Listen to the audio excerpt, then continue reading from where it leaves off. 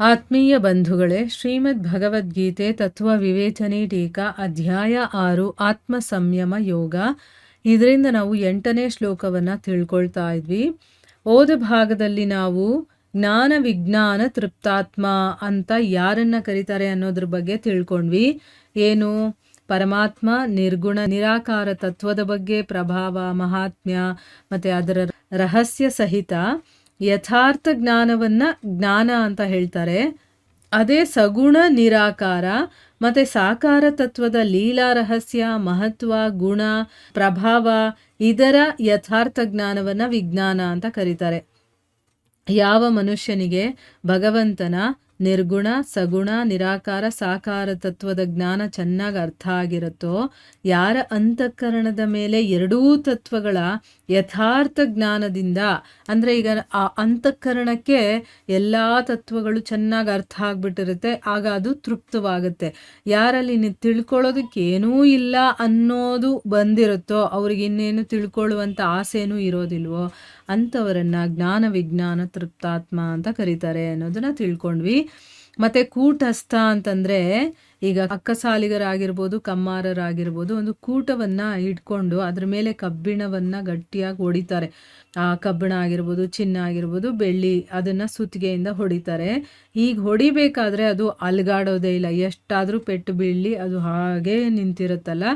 ಅದೇ ರೀತಿ ಒಬ್ಬ ಮನುಷ್ಯನ ಜೀವನದಲ್ಲಿ ಎಷ್ಟೇ ದುಃಖಗಳು ಬಂದರೂ, ಎಂಥ ಪರಿಸ್ಥಿತಿಗಳು ಬಂದರೂ, ಎಂಥ ಘಟನೆಗಳು ನಡೆದ್ರೂ ಕೂಡ ಆ ಮನುಷ್ಯನ ಅಂತಃಕರಣದಲ್ಲಿ ಸ್ವಲ್ಪ ಕೂಡ ವಿಕಾರ ಬರೋದಿಲ್ವೋ, ಅವನು ಸದಾ ಅಚ್ಚಲ ಭಾವದಿಂದ ಭಗವಂತನ ರೂಪದಲ್ಲೇ ಸ್ಥಿತನಾಗಿರ್ತಾನೋ, ಅದನ್ನು ಕೂಟಸ್ಥ ಅಂತ ಕರೀತಾರೆ ಅಂತ ತಿಳ್ಕೊಂಡ್ವಿ.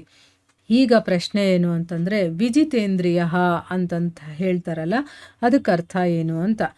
ಉತ್ತರ ಏನು ಅಂತಂದರೆ, ಜಗತ್ತಿನ ಸಂಪೂರ್ಣ ವಿಷಯಗಳನ್ನು ಕೂಡ ಮಾಯಾಮಯ ಮತ್ತು ಕ್ಷಣಿಕ ಅಂತ ತಿಳ್ಕೊಳ್ಳೋ ಕಾರಣ, ಯಾರಿಗೆ ಯಾವುದೇ ವಿಷಯದಲ್ಲಿ ಸ್ವಲ್ಪ ಕೂಡ ಆಸಕ್ತಿ ಇರೋದಿಲ್ವೋ, ಅಂದರೆ ಈಗ ನಾವು ನೋಡುವಂಥ ಈ ಒಂದು ಪ್ರಪಂಚ ಇದೆಯಲ್ಲ, ಇದೆಲ್ಲ ಮಾಯೆ, ಕ್ಷಣಿಕ ಅಂತ ಯಾರು ತಿಳ್ಕೊಳ್ತಾರೋ ಮತ್ತು ಅದರಲ್ಲಿ ಆಸಕ್ತಿನೂ ಇರೋದಿಲ್ಲ, ಏನು ಇವತ್ತಿರುತ್ತೆ ನಾಳೆ ಹೊರಟೋಗುತ್ತೆ ಅನ್ನೋ ಒಂದು ಅಭಿಪ್ರಾಯ ಅವರಲ್ಲಿರೋದ್ರಿಂದ ಅದ್ರ ಬಗ್ಗೆ ಅವ್ರಿಗೆ ಆಸಕ್ತಿನೂ ಇರೋದಿಲ್ಲ. ಮತ್ತು ಅದಕ್ಕೋಸ್ಕರ ಯಾರ ಇಂದ್ರಿಯಗಳು ವಿಷಯಗಳಲ್ಲಿ ಯಾವುದೇ ಒಂದು ರುಚಿಯನ್ನು ಪಡೆಯದೆ ಅದರಿಂದ ನಿವೃತ್ತವಾಗಿರುತ್ತೋ, ಅಂದರೆ ಈಗ ಇದೆಲ್ಲ ಶಾಶ್ವತ ಅಲ್ಲ ಅಂತಂದಮೇಲೆ ಆ ಇಂದ್ರಿಯಗಳು ಆ ವಿಷಯಗಳಲ್ಲೂ ಕೂಡ ತೊಡಗೋದಿಲ್ಲ, ಅದಕ್ಕೆ ಬೇಕಾಗಿಲ್ಲ, ಯಾವುದೇ ರುಚಿ ಅದರಲ್ಲಿ ಇರೋದಿಲ್ಲ, ಅದರಿಂದ ಅದು ನಿವೃತ್ತವಾಗಿಬಿಟ್ಟಿರುತ್ತೆ.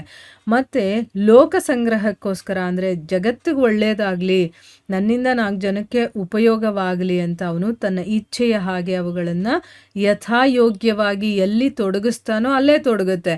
ಅಂದರೆ ಆ ಇಂದ್ರಿಯಗಳು, ಈಗ ನಾವು ಹುಟ್ಟಿದ ಮೇಲೆ ಕೆಲಸ ಮಾಡದೇ ಇರೋಕ್ಕಾಗಲ್ಲ, ಏನಾದರೂ ಒಂದು ಕೆಲಸ ಮಾಡ್ತಾನೇ ಇರಬೇಕು. ನನಗೆ ಇಲ್ಲಿರುವಂಥ ಯಾವುದೇ ವಿಷಯಗಳಲ್ಲಾಗಿರ್ಬೋದು, ಯಾವುದೇ ಒಂದು ವ್ಯಕ್ತಿಗಳಲ್ಲಾಗಿರ್ಬೋದು, ಯಾವುದೇ ಘಟನೆಗಳಲ್ಲಾಗಿರ್ಬೋದು, ಏನರಲ್ಲೂ ನನಗೆ ಆಸಕ್ತಿನೇ ಇಲ್ಲ. ಆದರೂ ನನಗೇನಾದರೂ ಕೆಲಸ ಮಾಡಬೇಕಲ್ಲ, ಅದಕ್ಕೋಸ್ಕರ ನನಗೋಸ್ಕರ ಅಲ್ಲದೆ ಬೇರೆಯವರ ಒಂದು ಒಳಿತಿಗೋಸ್ಕರ ತನಗೆ ಇಷ್ಟ ಬಂದ ಹಾಗೆ ತಮ್ಮ ಇಂದ್ರಿಯಗಳನ್ನು ಅವನು ಉಪಯೋಗಿಸ್ಕೊಳ್ತಾನೆ ಆ ಒಂದು ಕೆಲಸಗಳಿಗೆ. ನನಗೋಸ್ಕರ ಅಲ್ಲ ಅಂತಂದರೂ ಲೋಕ ಸಂಗ್ರಹಕ್ಕೋಸ್ಕರ ಆ ಇಂದ್ರಿಯಗಳನ್ನು ಆ ಒಂದು ವಿಷಯಗಳಲ್ಲಿ ತೊಡಗಿಸ್ತಾನಲ್ವಾ, ಅದು ಆಗ ನಾನು ಮಾಡಲ್ಲ ಅಂತ ಹೇಳಲ್ಲ, ಅದು ಅವನು ಎಲ್ಲಿ ಹೇಳುತ್ತೋ ಅಲ್ಲೇ ಆ ಕೆಲಸಗಳನ್ನು ಮಾಡಿಕೊಳ್ಳುತ್ತೆ.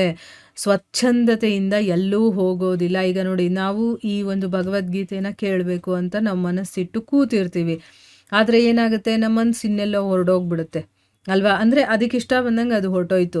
ಆದರೆ ಯಾವಾಗ ಅವನಿಗೆ ವಿಷಯ ಸರಿಯಾಗಿ ಗೊತ್ತಾಗಿರುತ್ತೋ, ಇದು ಮಾಯೆ, ಇದು ಕ್ಷಣಿಕ, ಇದು ಯಾವುದಕ್ಕೂ ಬರುವಂಥದ್ದಲ್ಲ ಅಂತ ಅದರಲ್ಲಿ ಆಸಕ್ತಿಯನ್ನು ಕಳ್ಕೊಂಡಿರ್ತಾನಲ್ಲ, ಅವನ ಮನಸ್ಸು ಎಲ್ಲೂ ಹೋಗೋದಿಲ್ಲ.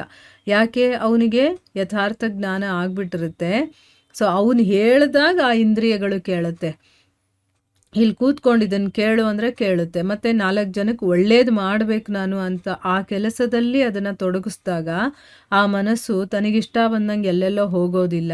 ಆಮೇಲೆ ಅವನ ಮನಸ್ಸಲ್ಲಿ ಯಾವುದೇ ರೀತಿಯ ತೊಂದರೆನೂ ಕೊಡೋದಿಲ್ಲ ಅದು, ಆಯಿತಾ. ಈ ರೀತಿ ಯಾರ ಇಂದ್ರಿಯಗಳು ತನ್ನ ಅಧೀನದಲ್ಲಿ ಇರುತ್ತೋ ಆ ಮನುಷ್ಯನನ್ನು ವಿಜಿತೇಂದ್ರಿಯ ಅಂತ ಕರೆಯುವಂಥದ್ದು. ಈಗ ಅರ್ಥ ಆಯ್ತಾ? ಈಗ ಅವನ ಇಂದ್ರಿಯಗಳು ತಮ್ಮಿಚ್ಛೆ ಬಂದಾಗೆ ಯಾವುದ್ರಲ್ಲೂ ಆಸಕ್ತಿಯನ್ನು ತೋರಿಸೋದಿಲ್ಲ.